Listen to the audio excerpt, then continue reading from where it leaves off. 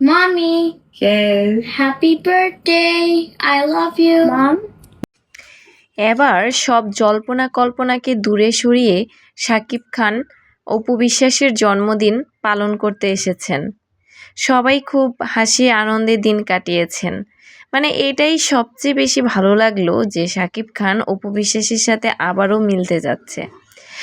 আসলে একটা ছেলে আর সন্তান আছে, তার কথা বিবেচনা করেও একসাথে একই ছাদের নিচে বসবাস করা সবচেয়ে মঙ্গলজনক। শাকিব খান বাংলাদেশের সুপারস্টার, কিন্তু তার পারিবারিক জল্পনা কল্পনা সবাইকে বুঝিয়ে দেয় তার কিছু ল্যাকিংস আছে।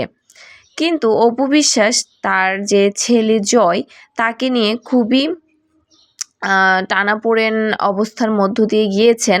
অবশেষে যদি শাকিব খান অপু বিশ্বাস আবারও মিলে যায়, এক ছাদের নিচে থাকে, তাহলে কিন্তু সবচেয়ে সুন্দর হয়। আমরা সবাই তো সেটাই চাই, তাই না? একটা সুন্দর পারিবারিক বন্ধন, হাজব্যান্ড ওয়াইফের মধ্যে, সন্তানের মধ্যে ভালোবাসা, এটাই তো দিন শেষে চাওয়া।